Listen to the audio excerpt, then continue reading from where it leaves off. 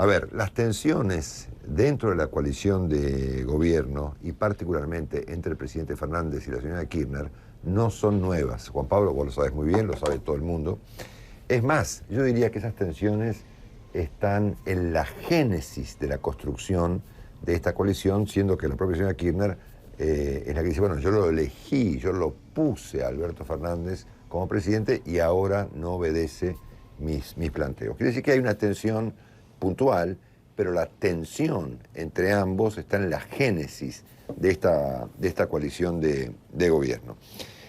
Ha habido además innumerables gestos de la señora Kirchner en los últimos tiempos, sobre todo te diría desde diciembre del año pasado hasta ahora, algunos a nivel de desplante de la señora Kirchner hacia el presidente que han sido muy, muy visibles. En este caso, estamos viendo que como consecuencia de la derrota electoral más importante de la historia del peronismo unificado, es decir, nunca ocurrió una derrota de esta magnitud en el peronismo cada vez que el peronismo se presenta unificado. Han tenido por elecciones peores presentándose por separado, pero el peronismo unificado nunca obtuvo un resultado tan malo en una elección en la Argentina en la historia, ¿no es cierto? Entonces, esta situación que subraya la señora Kirchner en su carta reciente, ya lo catastrófico de la elección, es lo que finalmente termina de desnudar por completo el nivel y la magnitud que tiene, Juan Pablo, esta crisis. Que nos recuerda, obviamente, como vos imaginarás, a los acontecimientos previos a la crisis del 2001, y vamos a referirnos a este tema en particular en muy poquitos minutos. ¿En qué se parece aquella crisis con esta crisis, no es cierto? Hubo en estos días 3 gestos visibles de planteos para que el presidente Fernández renueve a su gabinete o parte del mismo. Primero, la gobernadora de la provincia de Santa Cruz, Alicia Kirchner, cuñada de la señora Kirchner, vicepresidenta de la Nación, despidió a su gabinete completo luego de perder las elecciones en la provincia de Santa Cruz el domingo pasado, como una especie de primer aviso, ¿no es cierto? O sea, los Kirchner despedimos al gabinete cuando perdemos una elección.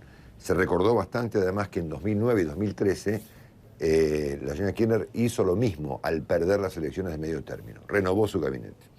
En segundo lugar, el gobernador Kicillof le pidió la renuncia en la provincia de Buenos Aires a todo su gabinete completo, después no la aceptó, es decir, una cosa un poco medio cómica, ¿no es cierto?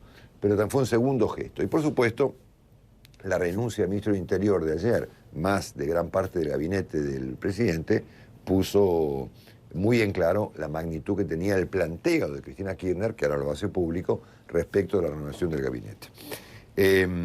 Ahora, nadie imaginó que el presidente Fernández iba a presentar alguna resistencia a estos planteos.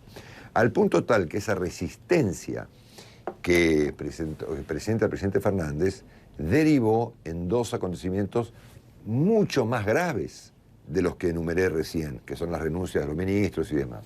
El primero y el más grave de todos, este audio, Juan Pablo, que trascendió en el día de hoy, de la diputada Raberta, una cosa muy rara, que le habla a alguien, ¿no es cierto?, que no tenemos claro a quién, donde califica, Vallejo, la diputada Vallejo, Fernanda Vallejo, sí, me equivoqué de funcionaria, Raberta renunció ayer, mil disculpas, Juan Pablo, donde llama al presidente ocupa, ¿no es cierto?, en la Argentina se llama ocupa a alguien que ocupa algo que no le pertenece, ¿no es cierto?, además de una serie de insultos realmente muy significativos al presidente y a su equipo, y donde ella plantea además con toda claridad que Cristina es la dueña del poder, es la que representa al total del pueblo argentino y que por lo tanto el presidente debe allanarse a las disposiciones de Cristina Kirchner. Y esta carta de Cristina Kirchner parece bastante más abuenada, si existe la palabra, que las declaraciones de la diputada Vallejo, que fueron brutales, ¿no?, que son las que ponen muy en evidencia la magnitud de esta crisis que vive el gobierno de la República Argentina. El presidente tiene ahora, de aquí en más, supongo yo, 2 alternativas, Juan Pablo. Primero, parece difícil ya, pero allanarse de un modo u otro, de manera más o menos elegante, a los planteos de la señora Kirchner y del sector dominante de la coalición que sostiene al gobierno. Parece difícil que el presidente pueda hacer eso porque ya no quedaría nada de él, es decir, un presidente derrotado en las elecciones, con una gestión muy criticada, encima allanado, con la imagen muy baja, y encima allanado a los planteos de su vicepresidente, sería algo prácticamente imposible de sostenerse por más de 2 semanas, ¿no es cierto? Y le queda una segunda alternativa, que es, bueno, aceptar esta fractura y gobernar solo. Ahora, esto presenta un problema, que es que le faltan 2 años. O sea, esto no es un presidente que perdió una elección y le quedó, como a Macri, por ejemplo, que perdió y le quedaban 2 o 3 meses en la administración. Le quedan 2 años de gobierno en el contexto de una crisis muy severa. A esto le agregamos una paradoja, ¿no es cierto?, que es que el presidente Fernández, con tal de no allanarse a la señora de Kirchner y defender la poca autonomía que le queda, está al mismo tiempo defendiendo a un gabinete que no funciona. Porque claro, la señora Kirchner pretende, imaginamos todos, radicalizar al gabinete, ¿no es cierto? Ahora, Fernández, con tal de no radicalizarlo y de no aceptar el planteo de Cristina Kirchner, está sosteniendo un gabinete en el que nadie confía, ¿no es cierto?, que está averiado por todos lados y que efectivamente...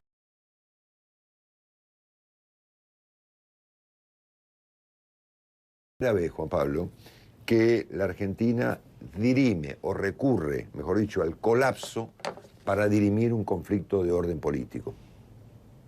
Esto es muy grave, ¿no es cierto? Es decir, Argentina, como tiene dificultades para dialogar, para consensuar, para aceptar los resultados electorales, etcétera, etcétera, recurre finalmente a un colapso. Es decir, las partes empujan al país a un colapso para dirimir un conflicto de carácter político.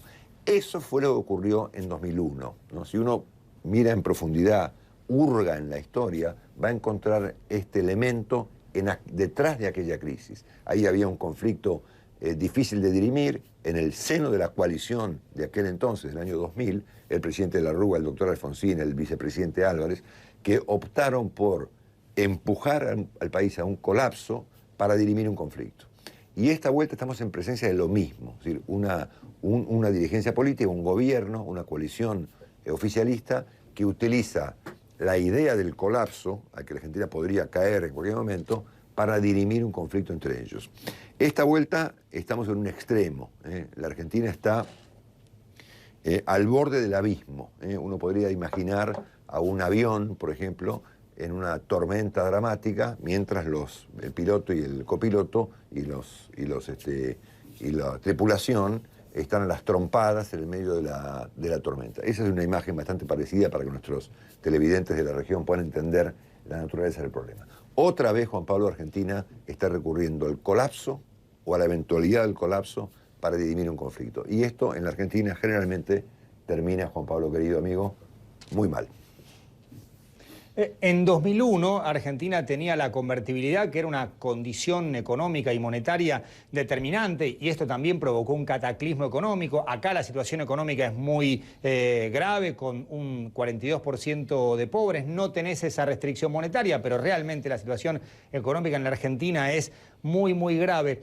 Hablabas de una situación que podríamos comparar con 2 trenes que están a punto de chocar y lejos de frenarse o tratar de desviarse, van directamente. Ya chocaron. Ya chocaron.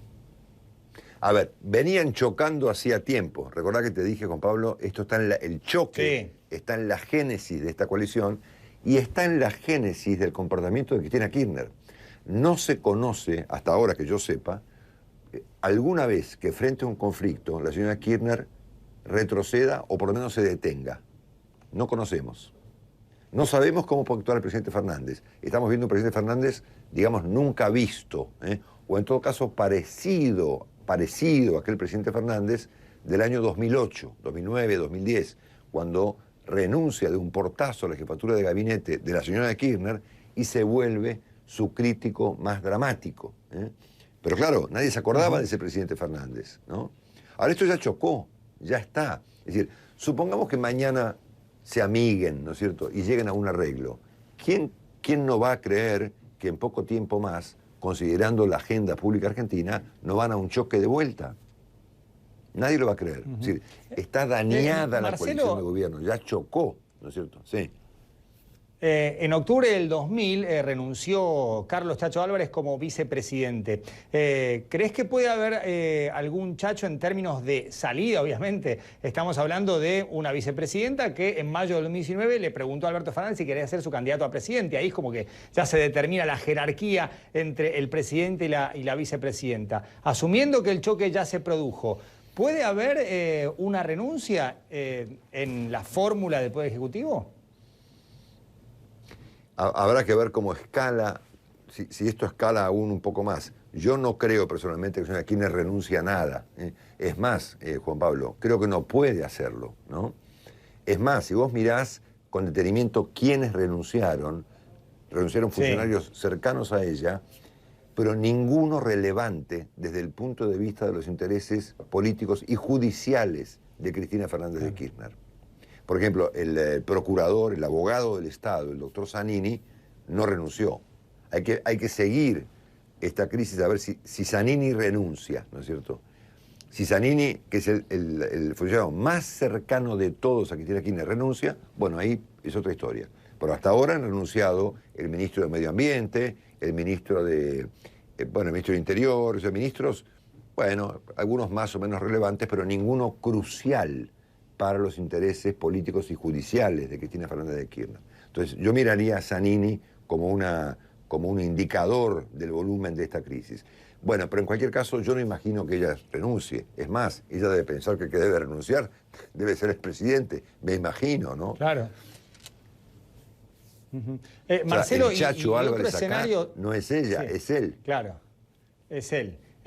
Bueno, ahí volvemos a los dos caminos de Fernández. O renuncia, generando que la actual vicepresidenta vuelva al Poder Ejecutivo a ser presidenta como en los mandatos desde 2007 a 2015. O la otra es que, como decías vos, el presidente refuerce su gobierno con funcionarios propios y justamente aceptando todas las renuncias y que haya un descristinismo del gobierno, pero un descristinismo de máxima pureza. ¿Ves posible eso o todo va a ir en el camino de la hibridez tipo el Jenga? ¿Viste? Cuando vos sacabas una piecita del Jenga tenías temor de que esa que removías tirara todo, el Jenga. Sí. Bueno, en estas condiciones parece inviable que el presidente Fernández pueda sostenerse en el poder sin su coalición unificada, ¿no? Parece muy, muy difícil. Debiera ser sustituida por otra cosa. El presidente debiera buscar consensos, acuerdos con la oposición. Cosa que también parece muy difícil porque la oposición, ¿qué es lo que la oposición piensa, ¿no?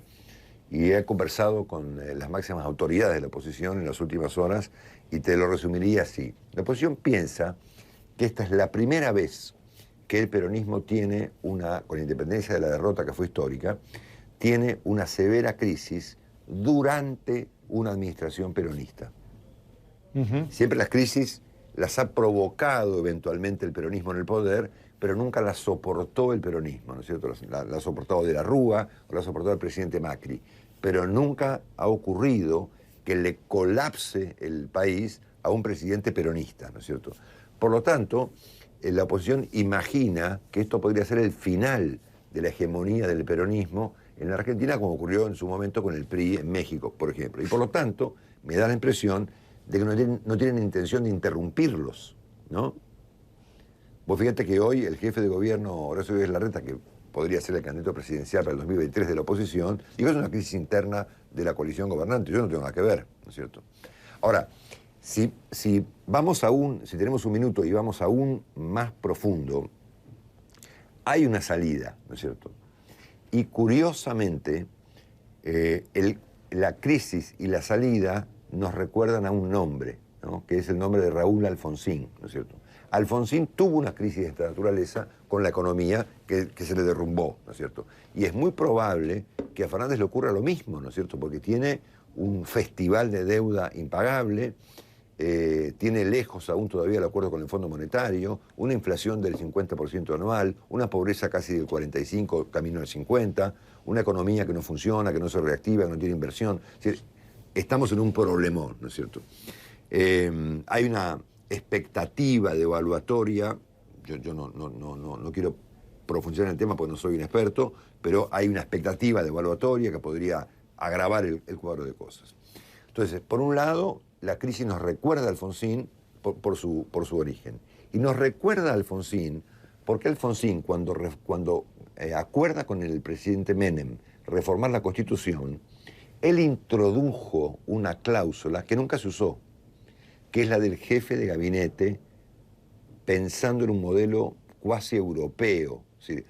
Sí. La verdad es que desde que se inauguró la jefatura de gabinete en la Argentina, bueno, finalmente, excepto el doctor Eduardo Bauzá, que fue un funcionario relevante de la época del presidente Menem, nunca hubo un jefe de gabinete, ¿no es cierto? Un funcionario de altísimo nivel. No lo tuvo ni Kirchner, no lo tuvo Cristina, no lo tuvo Macri, no lo tuvo nadie, ¿no es cierto?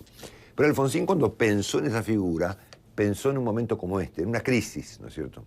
Entonces, tal vez la salida de esta situación puede pasar por ahí, porque culminado el proceso electoral el 14 de noviembre, el Congreso nuevo, de acuerdo con el presidente en estado político delicado, acuerde la nominación de un jefe de gabinete de mucha envergadura, un gobernador, por ejemplo, ¿no es cierto? O una figura sobre la cual el doctor Labaña, por ponerte un ejemplo, no digo que sea él, no digo alguien de ese nivel, ¿no es cierto? Gobernador de la provincia de Córdoba, es decir, alguien con mucha envergadura que pueda maniobrar la crisis y llevar a la Argentina de alguna u otra manera al 2023.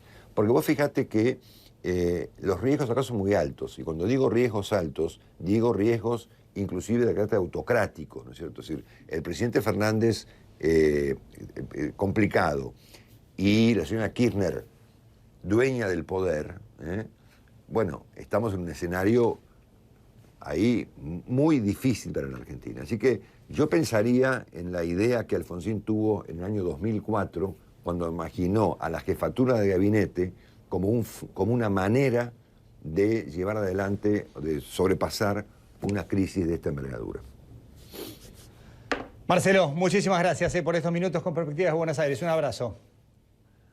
Juan Pablo, un gran abrazo y gracias como siempre. Un gusto verte.